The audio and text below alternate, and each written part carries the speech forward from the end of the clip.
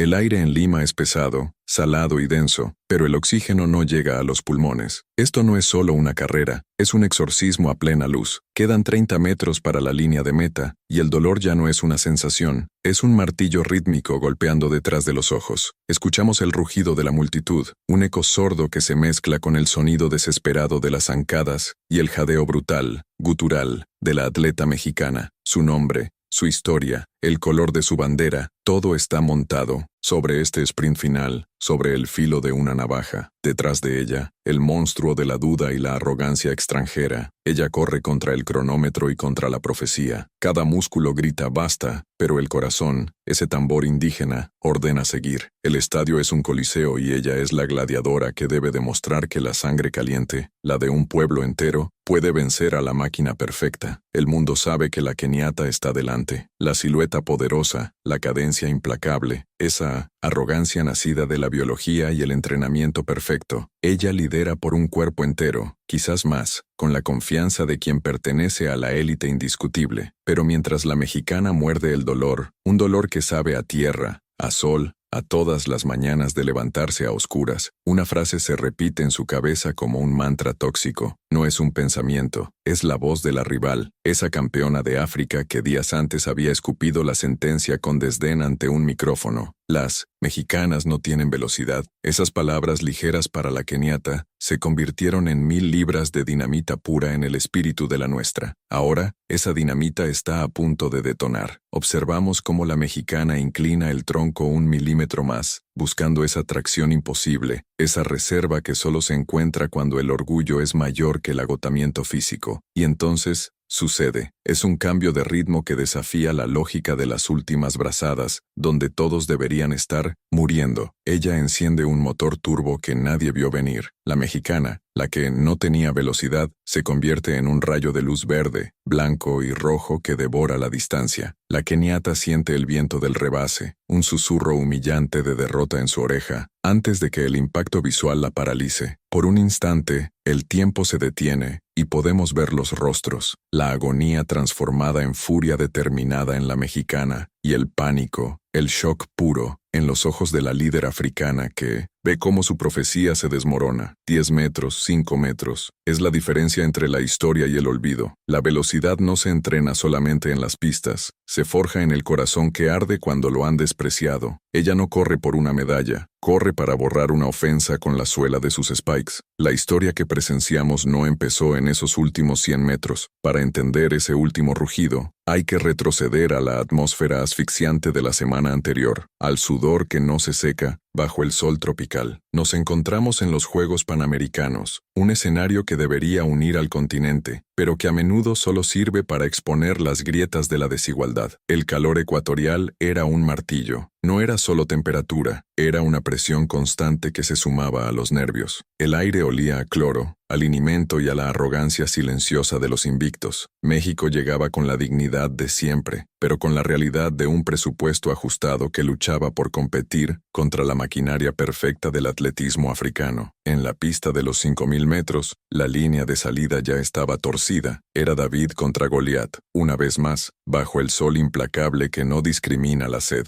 Los favoritos no venían solo a participar, venían a coleccionar. La delegación de África Oriental, liderada por Kenia y Etiopía, caminaba por la villa con una superioridad bien ganada. Sus atletas eran productos de programas nacionales con inversión millonaria, entrenando en centros de 1900 alto rendimiento que parecían laboratorios futuristas. Para ellos, las carreras de fondo eran un monopolio natural. Sus cuerpos largos y estilizados estaban diseñados por la geografía de las tierras altas, nacidos para devorar kilómetros a ritmos inhumanos. Cuando hablaban, sus voces no necesitaban levantar el tono. Sus medallas colgantes y sus contratos de patrocinio hablaban por ellos. Y la regla no escrita era simple. Si la carrera era larga, el oro no se quedaba en América. Ese era el axioma inquebrantable que la mexicana debía enfrentar, con su fe como única armadura. Ella no venía de pistas sintéticas climatizadas, ni de centros de medicina deportiva. Ella venía del altiplano mexicano, donde el aire delgado no es un entrenamiento, sino una condición de supervivencia diaria.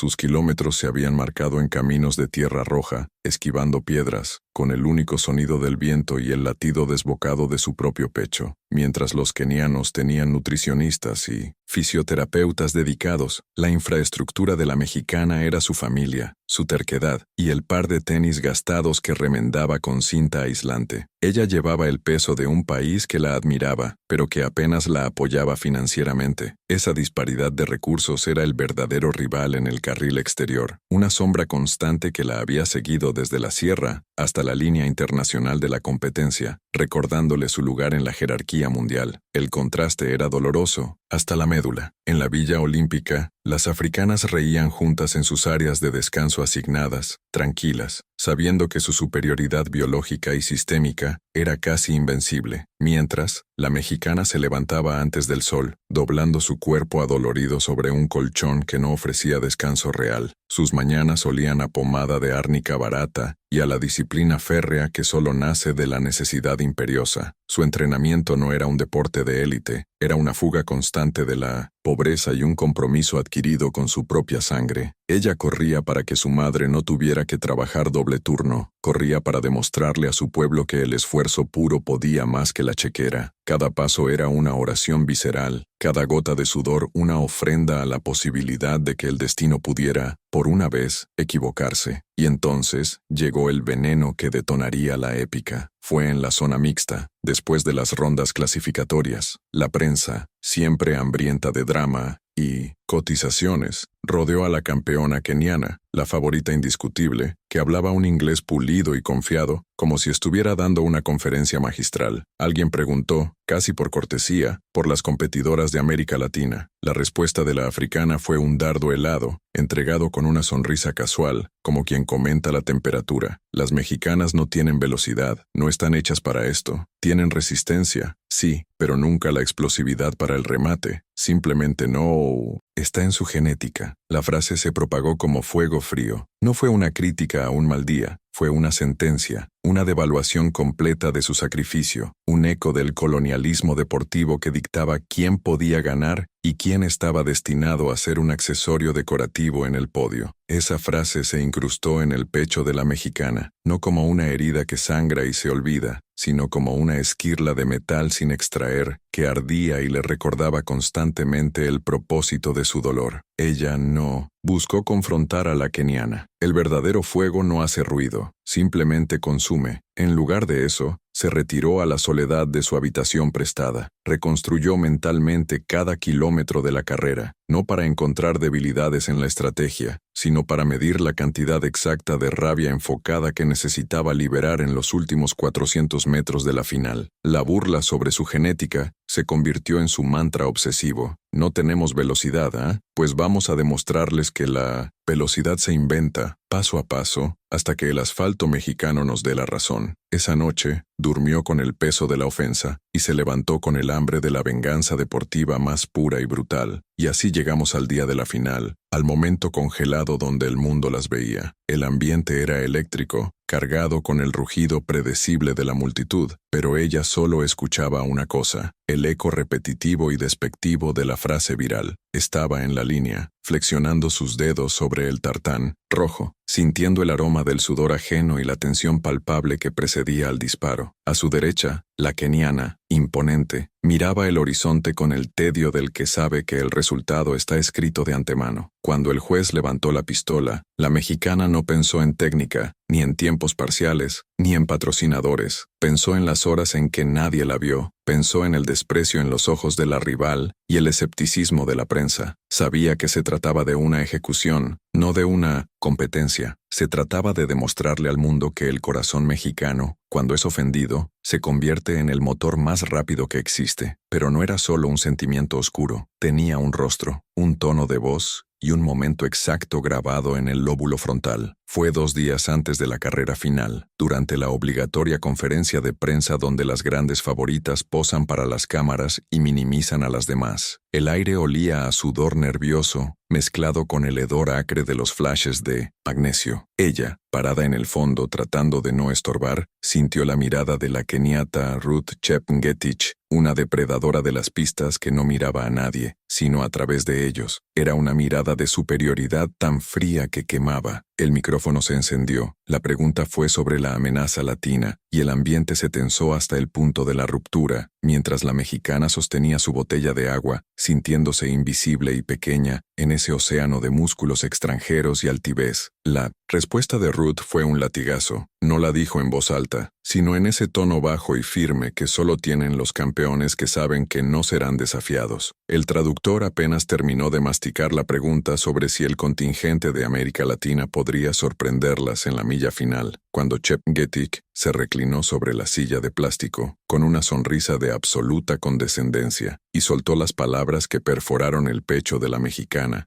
como una estaca congelada. Aquí estamos, hablando de velocidad sostenida, resistencia pura, y seamos honestos, las mexicanas no tienen velocidad, sentenció, haciendo una pausa dramática para asegurarse de que la escuchara. Ellas son buenas para la resistencia, para aguantar, sí, pero no para ganar. Les falta ese rayo final, esa chispa que se necesita para cruzar primero. Simplemente, no están hechas para ese tipo de aceleración. El efecto fue instantáneo y físico. Sintió el golpe no en el orgullo, sino directamente en el estómago, como si le hubieran negado el oxígeno. Sus puños se cerraron tan fuerte que las uñas se clavaron en la palma, un dolor que apenas registraba bajo la oleada de vergüenza y rabia que la inundaba. Por un segundo, el mundo entero se desvaneció. Las luces de los flashes se volvieron manchas blancas, el ruido de la sala se transformó en un zumbido agudo, y solo quedó la voz resonando. No tienen velocidad, no están hechas. No era solo una crítica técnica, era un juicio de valor sobre su ADN deportivo, un descarte total de su capacidad para el triunfo épico. La ofensa no era solo para ella, era una bofetada a todas las mañanas de entrenamiento antes del amanecer, al sacrificio de toda su familia y a la bandera que llevaba cosida en el alma. Lo que la keniata había hecho era más que declarar una superioridad técnica. Había pisoteado el honor nacional. No dijo que estaba fuera de forma o que la altitud la afectaría. Dijo que carecía de velocidad, ese atributo primordial que separa al corredor del ganador. Ese comentario se sintió como una vieja herida nacional, una narrativa de que el mexicano es bueno para pelear, pero siempre se queda corto, siempre es el segundo. El rostro de la mexicana se mantuvo impasible, inyectado de un autocontrol brutal, pero por dentro, el volcán ya había despertado. Entendió que esa carrera ya no era por una medalla de metal, ni por un cheque de patrocinador, era la defensa silenciosa de un país que se hartó de ser subestimado en el escenario mundial, una declaración de guerra encubierta contra la arrogancia extranjera. A partir de ese segundo, el combustible que quemaba en sus músculos cambió de glucosa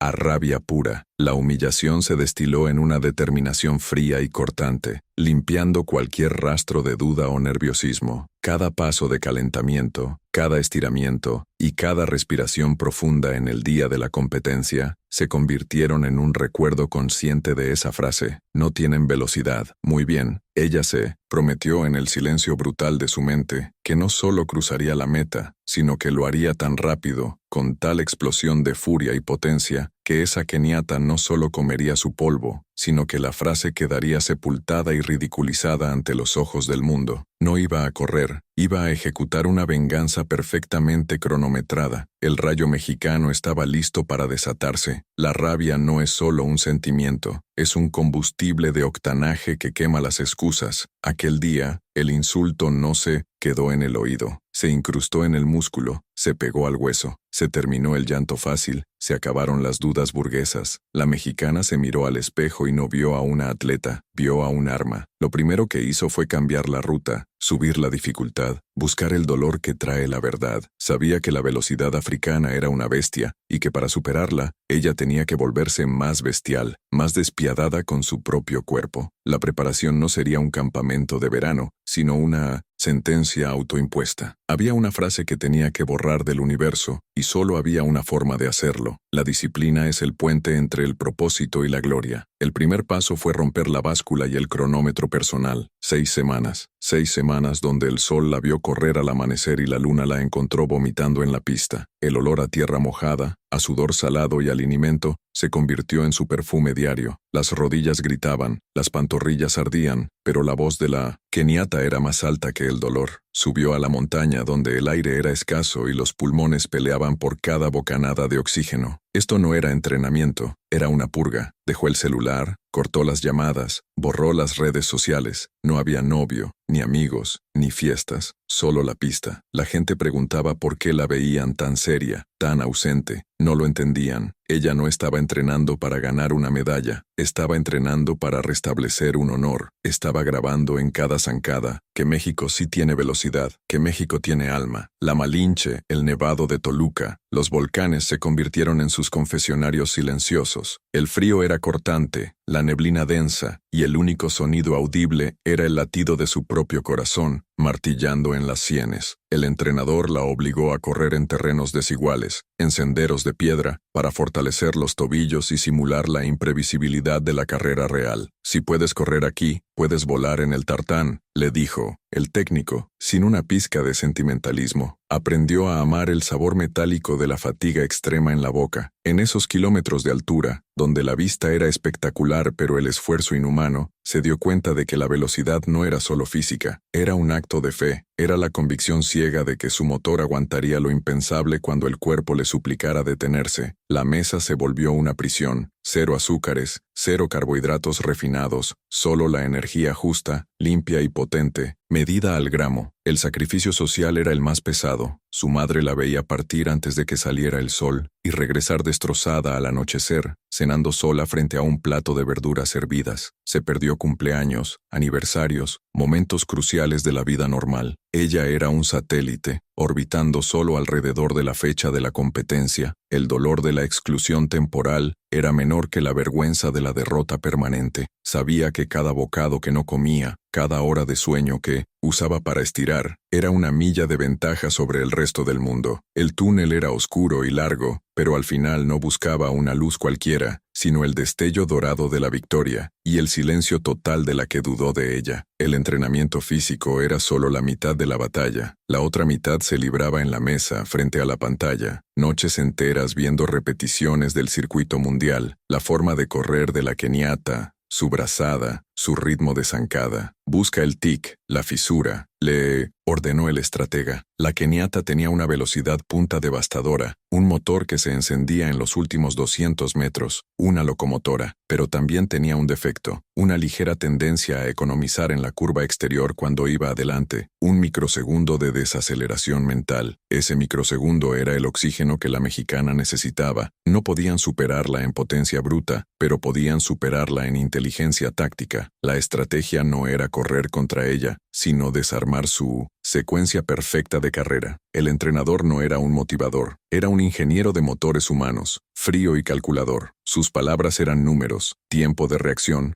cadencia, ritmo de paso. No había sentimientos en la pista, solo métricas que debían ser destruidas. Si la meta era correr en 4:05, la obligaba a correr en 4:03, hasta que el cuerpo creyera que el límite anterior era una mentira. Los entrenamientos de velocidad pura eran tortura, sprints de 150 metros hasta el borde del desmayo, repetidos 12 veces, con solo 30 segundos de recuperación. No me des tu máximo, dame lo que no sabías que tenías, le gritaba. El técnico entendía que el alma mexicana es fuerte, pero necesitaba el acero de la precisión. La fe sin hechos es solo poesía. Ellos estaban escribiendo la épica con sudor y decimales exactos. Si la keniata era una explosión al final, la mexicana debía ser un cohete desde la salida. El bloque de partida se convirtió en un altar. Practicaron el sonido, la reacción, la transferencia de peso, una y otra vez, hasta que la salida fue un reflejo instintivo, no una decisión consciente. El objetivo, ganar 3 décimas de segundo en los primeros 50 metros. Esas 3 décimas significaban que ella no estaría corriendo detrás del grupo africano, sino en posición de ataque, obligando a las favoritas a mirarla. La keniata confiaría en su remate. La mexicana tenía que robarle la calma desde el primer paso, establecer una presencia ineludible. Cada sesión de arranque era una simulación de guerra, la concentración tan intensa que el silencio antes del disparo era casi doloroso. La estrategia era una obra maestra de audacia, anular el factor velocidad de la keniata, agotándola mentalmente. El plan A era tomar la delantera y, de forma agresiva, mantener un ritmo ligeramente incómodo, una marcha de ruptura constante que no le permitiera a las africanas establecer su zona de confort. No se trataba de ir al máximo todo el tiempo, sino de controlar los cambios de ritmo y forzar a la keniata a dudar si debía o no quemar su cartucho de velocidad antes de tiempo. La mexicana no solo correría, sino que dictaría. Los primeros 800 metros serían un mensaje: aquí estoy, y si quieres ganarme, tendrás que ir más duro de lo que jamás pensaste. Era una estrategia de desgaste psicológico y físico. Las pesadillas desaparecieron, reemplazadas por la visualización constante. Antes de dormir, cerraba los ojos y no veía la pista, sino el rostro de la keniata al cruzar la meta. Imaginaba el sonido de la multitud, el peso de la medalla, pero sobre todo, el silencio de la duda ajena. El entrenador le enseñó a crear un escudo mental. Cuando la voz del agotamiento o la burla intentara penetrar, ella la reemplazaría con el eco de su propia potencia. El miedo se transformó en hiperfoco. Sabía que en esos 1500 metros finales, la carrera se ganaría más en la cabeza que en las piernas. Se trataba de quién quería más el aire al final, quién estaba dispuesta a romper la barrera del dolor con más convicción patriótica. El día llegó. La maleta estaba lista, ligera, conteniendo solo el uniforme, los clavos gastados y un peso invisible, la esperanza de 130 millones de almas. Ya no había nervios. Los nervios son para los que no se prepararon, para los que dudaron. Ella había pagado el precio, había corrido los kilómetros que nadie vio, había soportado el dolor que nadie sintió. La keniata podía tener la velocidad natural, pero la mexicana llevaba el fuego sagrado de la justicia. Su propósito era simple y letal. No importaba el tiempo, no importaba la posición de llegada, sino una cosa: asegurarse de que, al final, la única frase que se escuchara fuera el rugido de su país, y que la única velocidad que contara fuera la de su corazón indomable. La detonación fue un puñetazo sónico, seco y brutal, que hizo vibrar el aire pesado sobre la pista de arcilla. El instante siguiente fue caos controlado, como si un resorte ancestral se hubiera liberado. Las atletas africanas despegaron con una sincronía robótica, marcando el ritmo de un metrónomo diseñado para la masacre. Ella, la mexicana, se quedó anclada unos metros atrás, permitiendo que el torrente inicial de adrenalina se disipara en las rivales. Era una decisión calculadora, no de debilidad. Sentía el hedor acre del sudor y el aceite del linimento, un cóctel químico de guerra. Los spikes de las líderes rasgaban el tartán con un sonido siseante, prometiendo velocidad y dolor. Cada respiración era superficial, cada zancada conservadora. La prueba había iniciado, y la primera batalla era contra el impulso de ceder a la locura ajena, mientras el sol de mediodía se cernía como un juez implacable sobre sus hombros. El grupo africano, liderado por la corredora keniata cuyo desprecio había encendido la mecha, formó rápidamente un muro impenetrable, una falange de piernas largas y cadencia perfecta. Eran la élite, moviéndose con la arrogancia silenciosa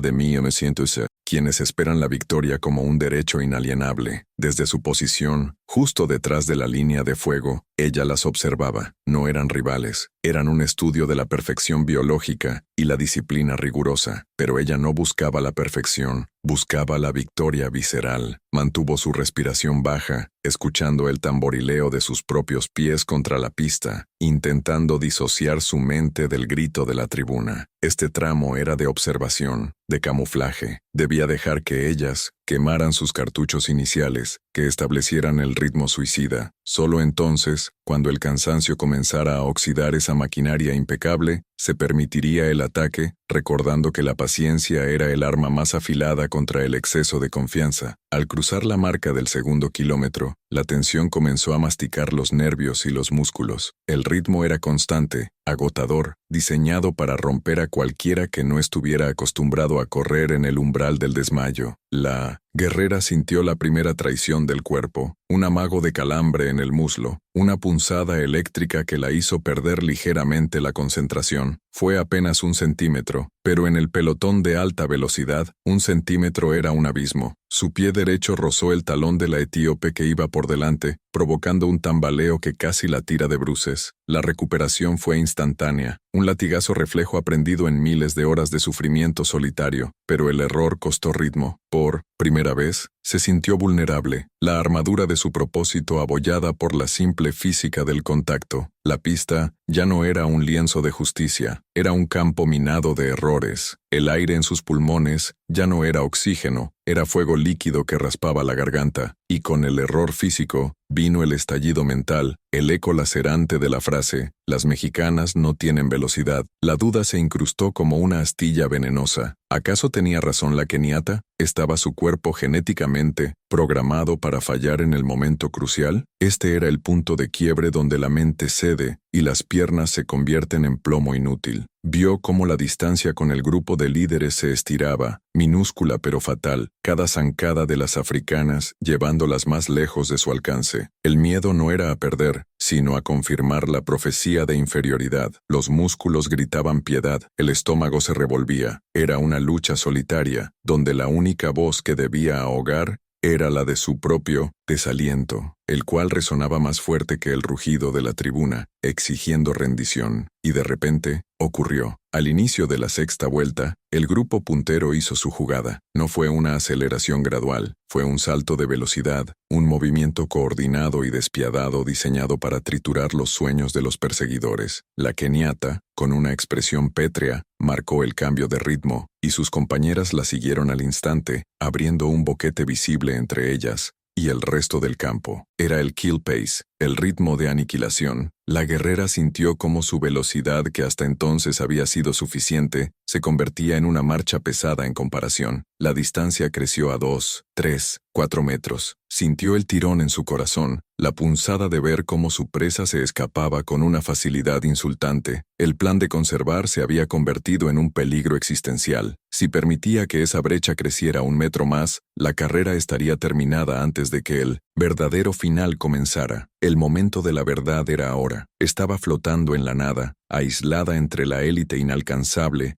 y las corredoras rotas que comenzaban a colapsar detrás. Su visión periférica se había reducido a un túnel de dolor. Podía escuchar claramente la respiración agitada de la corredora a su lado, tan desesperada como la suya propia. El calor se había vuelto insoportable, la pista reflejando el sol como un horno. Cada elevación de rodilla era un acto de tortura autoimpuesta. Se preguntó, fugazmente, por qué el cuerpo soportaba este nivel de castigo solo por un puñado de metros de gloria. El aire se sentía espeso, y en ese aislamiento físico, la voz del orgullo herido tomó el control. No iba a ser la corredora que validara el juicio de la keniata. No permitiría que su país fuera tachado de lento. En ese instante de crisis, el recuerdo de la burla no fue desaliento. Fue un relámpago de furia pura, un fuego interno más potente que la quema de ácido láctico en sus músculos. El no que gritó dentro de su cabeza fue un juramento de sangre. Abrió la zancada con una violencia que no era técnica, sino emocional. Era un ataque desesperado, una negación rotunda a ser relegada. Sus brazos bombearon con una energía nueva, irracional, sacada de la reserva de la indignación patriótica. Dejó de pensar en la estrategia y se concentró únicamente en el rostro de la keniata líder, convirtiéndola en el objetivo tangible de toda la frustración histórica. La forma en que corría ahora era cruda, menos elegante pero brutalmente efectiva, devorando el asfalto. El reingreso al grupo de avanzada fue una colisión. No se pide permiso a la élite, se le arrebata el espacio. Empujó el hombro, se encajó entre dos corredoras, forzando la reacción de un etíope que le devolvió el golpe con un codo afilado en las costillas. El impacto le cortó momentáneamente la respiración, un dolor agudo, pero también una confirmación. Estaba de vuelta en la pelea, donde el contacto era la moneda de cambio. La keniata líder sintió su presencia renovada, ese aliento incómodo en su espalda, una mirada rápida. De reojo, demostró la sorpresa. La mexicana, la que supuestamente carecía de velocidad, estaba allí, incómoda, desafiante. El polvo que levantaban sus zapatillas al chocar contra la arcilla se elevaba como un humo de batalla, la dignidad luchándose pulgada a pulgada. La energía gastada para cerrar la brecha había sido exorbitante. Había recuperado la posición, pero el costo era la hipoteca de sus reservas. El desafío ahora era sostener la marcha. Tenía que evitar el burnout, pero no podía perder permitirse el lujo de ceder ni un metro. Su mente se enfocó en el movimiento de las caderas de la keniata, usándola como un radar de ritmo. Si la keniata aceleraba, ella aceleraba. Si la keniata mostraba el menor signo de debilidad, ella estaría encima. Esta era la fase del ajedrez, jugada a 300 latidos por minuto. El dolor en sus cuádriceps ya no era una señal de advertencia, sino un compañero constante, un ruido de fondo que ella había aprendido a ignorar, concentrada solo en el cruel y preciso cálculo de la supervivencia en la élite. La pista se convirtió en un borrón circular. Ya no existía el tiempo, solo el espacio inmediato a conquistar. Sintió el sabor metálico de la sangre en la boca, la señal inequívoca del esfuerzo máximo, de la violación de los límites fisiológicos. Las voces del público, que antes eran ruido, ahora eran una sola pulsación, rítmica, un corazón gigante que bombeaba por ella. Entraban a la penúltima vuelta y la mexicana sabía que la decisión final estaba a un giro de distancia. O se rompía aquí, consumida por la velocidad de las africanas, o rompía ella la narrativa. La línea de meta ya no representaba un final, era el tribunal donde se dictaminaría si el orgullo de un país valía más que una insultante estadística. Tenía que encontrar una velocidad que ni siquiera ella sabía que poseía. El oxígeno se había evaporado, no quedaba reserva, solo el ácido láctico gritando en los muslos, un motor forzado que amenazaba con reventar. La mexicana no escuchaba a la multitud, solo percibía el martillo sordo de su corazón contra las costillas y el siseo áspero de su propia respiración, un depredador herido que se niega a morir. Faltaban unos 600 metros, y la distancia con las líderes africanas era un abismo insultante. Si iba a morir, lo haría con la bandera de su país puesta, rompiendo el guión que la historia le había escrito. Se inclinó sobre su dolor, cerró los ojos un instante en plena zancada, buscando ese interruptor que convierte la rabia en dinamita pura. La promesa, aquel pacto silencioso de devolver la dignidad, se convirtió en fuego. Tenía que ser ahora o nunca. En ese instante, la keniana que lideraba, confiada y con un ritmo económico y majestuoso, cometió el error imperdonable. Giró la cabeza, vio el vacío. Estaba cómoda, pero justo en el borde de su visión periférica, una silueta rojiverde comenzaba a estirarse, un fantasma que aceleraba desde el olvido. Para la africana, fue una molestia pasajera, una corredora mexicana que, según sus prejuicios, pronto se quemaría y regresaría a su velocidad controlada, a su lugar natural detrás de ellas. Pero ese vistazo duró demasiado. En ese pequeño lapso de tiempo, donde la líder relajó la atención, la mexicana encontró el ángulo. El aire se hizo denso. La voz interior que le suplicaba parar fue aplastada por el eco de la burla. Las mexicanas no tienen velocidad. Ese eco fue su turbocargador. La aceleración no fue una progresión suave, fue un acto de violencia corporal. Sus brazos, que hasta entonces marcaban un péndulo de sufrimiento, se transformaron en sierras, cortando el aire con una furia desmedida. La zancada se alargó, poderosa y salvaje, sacudiendo el equilibrio que había mantenido por kilómetros. Los músculos abdominales se contrajeron con tal fuerza que sintió un latigazo. Estaba usando la energía guardada para la muerte, no para la meta. Cada zancada era ahora un golpe rítmico, un tamborazo que se sumaba al estruendo de los pasos africanos delante, creando una sinfonía de inminente colisión. Sabía que no podía mantener esa velocidad por más de 200 metros, pero ya no importaba. Solo importaba el asalto final. Se acercó a la retaguardia de la líder con una rapidez que desafiaba su propia anatomía. Ahora podía oler la sal del sudor, la tierra caliente levantada por las zapatillas de sus rivales. El ruido de la multitud dejó de ser un simple rugido y se fragmentó en gritos específicos y el sonido distorsionado del comentarista. La mexicana ya no corría contra el cronómetro ni contra sus rivales, sino contra la estadística que negaba su potencial. Se movía impulsada por la rabia histórica, por la necesidad de que esa keniana líder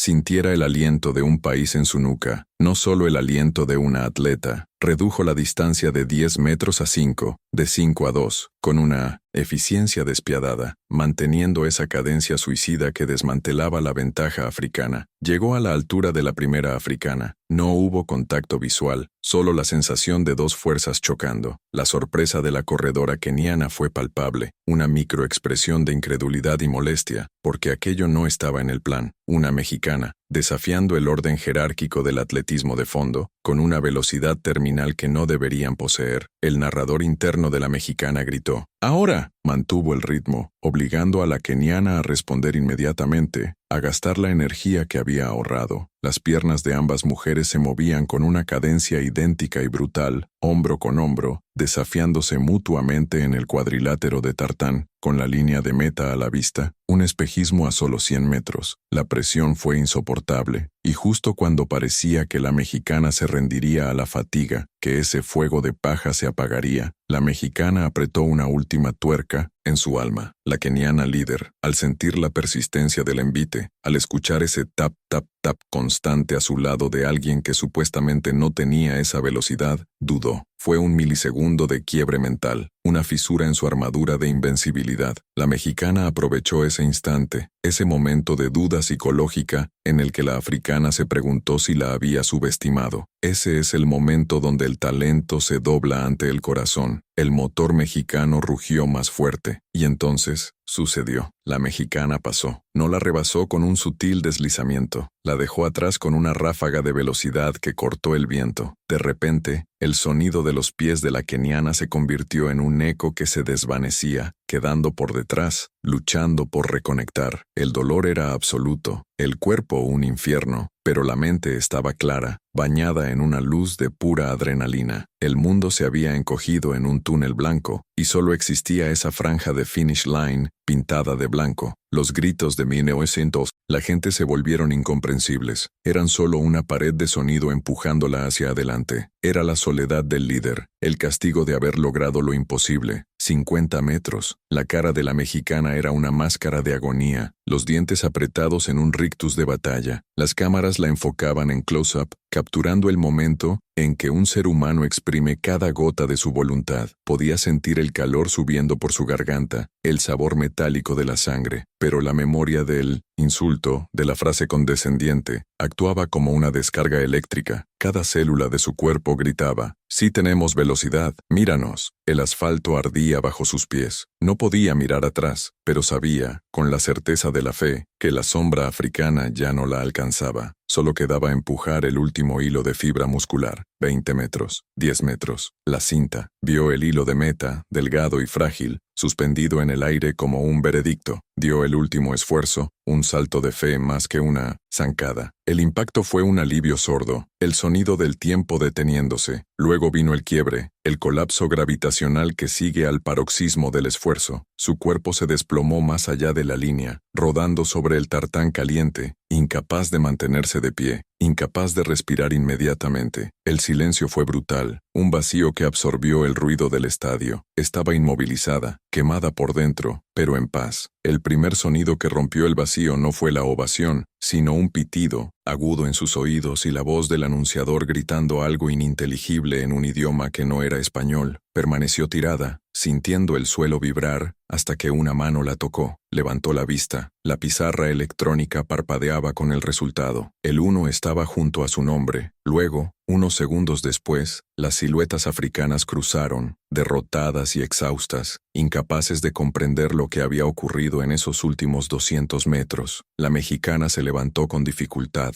no por sí misma, sino porque el rugido de la multitud la elevó. La narrativa se había roto, la promesa se había cumplido. Las mexicanas sí tenían velocidad. El colapso de la keniana fue tan dramático como su arrogancia inicial. No solo cayó físicamente, sino que se desplomó bajo el peso de la derrota inesperada y humillante. Mientras la mexicana intentaba respirar el aire denso de la gloria, la favorita se quedó tendida, el rostro oculto en el tartán, incapaz de enfrentar la marea de cámaras y flashes que ahora buscaban a la vencedora. El silencio de las atletas derrotadas, ese vacío repentino tras la explosión de velocidad, contrastaba con el estruendo infinito que venía de las gradas, un sonido que vibraba en el pecho de todos los presentes. Era la justicia sónica, el rugido de un país que había esperado demasiado tiempo para ver sus colores cruzar la línea del desprecio. El ruido se convirtió en una entidad física, una capa de aire presurizada que empujaba a la ganadora hacia la inmortalidad. Ella jadeando, Apenas podía distinguir las figuras que se acercaban, pero sentía el calor, el hedor a sudor, tierra batida y euforia colectiva. El pitido metálico de la megafonía intentaba anunciar los resultados, pero era ahogado por el clamor. En ese instante, la mexicana no era una persona, sino el punto focal de un rayo de orgullo, una antena que recogía toda la rabia acumulada de la nación. La incredulidad aún pesaba en sus músculos, esa mezcla de ácido láctico y adrenalina que te dice que has ido más allá de donde creías posible. Pero por primera vez en su vida, el dolor físico no importaba frente a la magnitud emocional. Por un momento, se permitió bajar la guardia. Se agachó, las manos sobre las rodillas, no en señal de reverencia, sino de agotamiento total, dejando que su cuerpo temblara. Las lágrimas, antes contenidas por la furia competitiva, brotaron. No eran lágrimas de alegría simple, eran la liberación de años de madrugadas frías, de dietas estrictas, de lesiones ocultas y, sobre todo, de la constante sensación de ser subestimada por el mundo élite. Era la verdad cruda de la atleta, que no solo luchó contra rivales y el cronómetro, sino contra la narrativa establecida que dictaba que ella, por su origen, no estaba hecha para este tipo de triunfo. El triunfo se sentía como una limpieza, un exorcismo de la duda. Un asistente, con manos nerviosas, le extendió la bandera tricolor. Al tomarla, la tela pesada y gruesa se sintió como una armadura recién forjada. Se la echó sobre los hombros, y al hacerlo, la identidad se redefinió en un instante. Ya no era solo la corredora, era el emblema de la resistencia de su pueblo. El rojo de la bandera nunca había parecido tan vivo, simbolizando la sangre derramada en la lucha, y el verde, la esperanza ahora tangible, palpable. La multitud, al verla envuelta en el estandarte nacional, incrementó el fervor hasta un nivel casi religioso. Era la imagen que se grabaría en la memoria colectiva, la foto que adornaría las portadas de los diarios al día siguiente, el rostro de que, a veces, el David desafiante sí derrota al Goliat arrogante. En medio de todo el caos glorioso, hubo un pensamiento punzante y cristalino que cruzó la mente de la mexicana. La frase infame de la keniana, «Las mexicanas no tienen velocidad», la respuesta no se gritó, no se susurró, se demostró con cada metro recorrido en esos últimos 200. El silencio de las derrotadas era más elocuente que cualquier discurso. Esos 200 metros finales no solo habían definido la carrera, habían reescrito el manual de la geografía del atletismo y habían destruido la superioridad preconcebida. La velocidad no es propiedad de una sola nación, ni de un solo color de piel. Es una furia que se cultiva con disciplina y se libera con el corazón roto. La mexicana había cruzado la meta como un rayo, dejando la duda en cenizas a su paso. En las gradas de entrenamiento, la pequeña comitiva mexicana, el entrenador, el fisioterapeuta y algunos compañeros que viajaron con recursos limitados, estalló en un llanto incontrolable. No eran lágrimas de alegría elegante, eran sollozos roncos, gritos guturales que venían del centro del sacrificio. El entrenador, ese hombre estoico que rara vez mostraba emoción, se desplomó de rodillas, el puño golpeando el suelo una y otra vez. Él había sido testigo de cada caída, de cada sacrificio, de la incomprensión de las autoridades deportivas y de la incredulidad del público. Su victoria era la reivindicación de su método, de su fe ciega en que la garra podía vencer a la genética privilegiada. El triunfo era la validación de que los sueños, aunque pesados, sí podían volar. La cámara de resultados, inmisericordia y objetiva, parpadeó finalmente en la pantalla gigante. El tiempo oficial apareció junto al nombre de la corredora mexicana, un número que no mentía. El estallido subsiguiente en el estadio fue casi peligroso, un terremoto de felicidad. Los comentaristas deportivos, que habían pasado gran parte de la carrera hablando de las favoritas africanas, ahora se ahogaban en adjetivos superlativos en un frenesí de narración. La hora, el minuto y el segundo exactos se inscribían en el récord de la historia, no solo como una marca deportiva, sino como un momento de quiebre cultural. Esa fracción de tiempo era la prueba irrefutable, el documento que certificaba que la fe, cuando se combina con la rabia, es la fuerza más rápida del universo. Mientras tanto, en la zona mixta, la keniana derrotada finalmente era ayudada a levantarse por un miembro de su equipo. Sus ojos, rojos e hinchados, vagaban hacia la pista, donde la mexicana comenzaba su vuelta de honor, envuelta en su bandera y en la adoración de las masas. La imagen de la vencedora era un espejo insoportable insoportable de lo que pudo haber sido. La arrogancia se había evaporado, dejando solo una expresión de incredulidad absoluta, una herida abierta en el ego. Presenciar el triunfo de la persona que se había atrevido a despreciar era la peor forma de castigo. Esta derrota no se olvidaría con una medalla la próxima temporada. Esta derrota era una lección pública de humildad,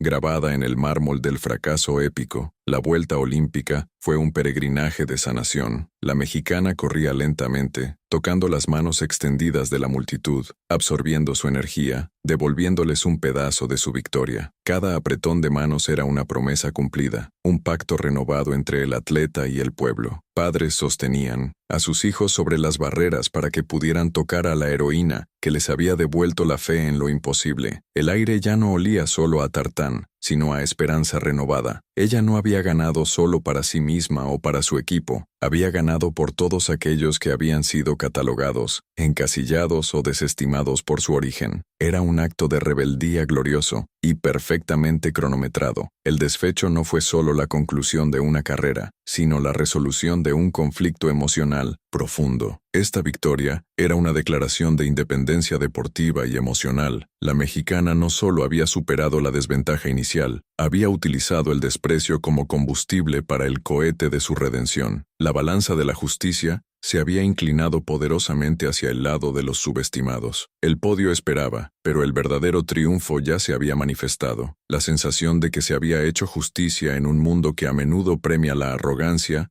y silencia la humildad.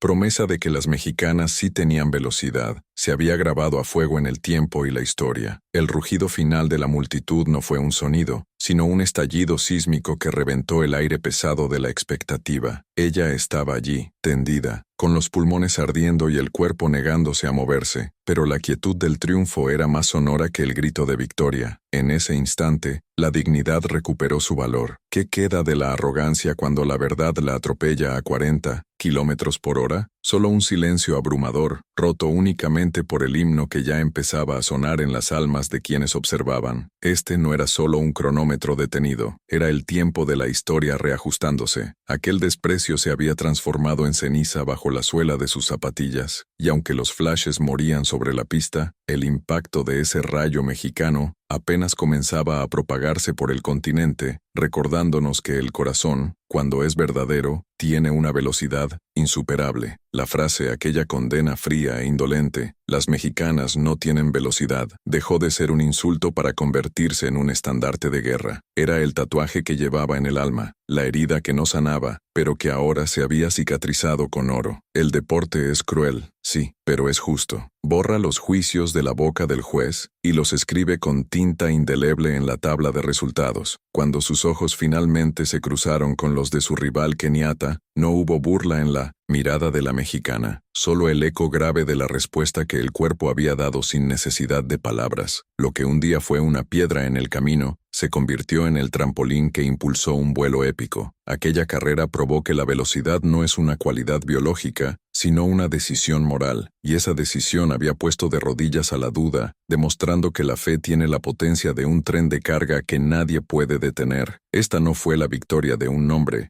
sino la reivindicación de un pueblo cansado de ser mirado por encima del hombro. El sudor que empapó su uniforme no era solo suyo, era el sudor de cada niña que entrena en la sierra, de cada madre que se levanta antes del sol, de cada atleta que compite con equipos viejos y sueños nuevos. Ella cargó el peso de esa historia marginalizada y lo convirtió en pura adrenalina, en la fuerza motriz que pulverizó el récord. La bandera que la cubría en el podio no era solo tela, era el tejido vivo de una identidad que le gritaba al mundo: aquí estamos, somos rápidos, somos fuertes, y nuestra humildad no debe confundirse con debilidad. Ese día, en aquella pista lejana, miles de corazones latieron al ritmo acelerado de sus zancadas, sintiendo por primera vez que la justicia del esfuerzo había llegado para todos. Si hay una verdad eterna grabada en el metal de esta medalla, es esta: la disciplina supera al talento, y la dignidad es la mejor arma contra la soberbia. La mexicana no solo ganó la carrera, ganó la batalla contra el estereotipo y la narrativa del menosprecio. Vimos la prueba de que el fuego interno ese que se forja en años de levantarse en la oscuridad para enfrentar el frío de la mañana, vale más que cualquier título heredado. El verdadero triunfo fue la lección silente que se dio en el mundo del deporte, un recordatorio de que no se trata de dónde vienes, sino de cuánto estás dispuesto a dar. La meta de 400 metros no es el final, es el inicio de una nueva conciencia, donde el trabajo, invisible, se vuelve luminoso ante los ojos de millones. Ella corrió por la validación que nunca pidieron, sino la que ganaron a pulso, y así, el rayo cruzó la pista y se convirtió en leyenda. Lo que queda ahora es el eco de sus pasos resonando en la mente de la keniata, y el eco de su nombre gritado en cada barrio y en cada estadio, donde aún se duda del potencial latinoamericano. Esta historia no termina con una medalla colgada en una vitrina, termina con la certeza inamovible de que se ha plantado una semilla de audacia. Ella no solo rompió un cronómetro, rompió un techo de cristal fabricado con prejuicios, y a partir de ese día, cada vez que una atleta mexicana se ponga los tenis, el mundo recordará la lección, porque cuando la gente duda de tu velocidad y de tu alma, la única respuesta honesta que puedes dar es esta: correr más rápido que el viento. Fin de la historia, inicio del legado.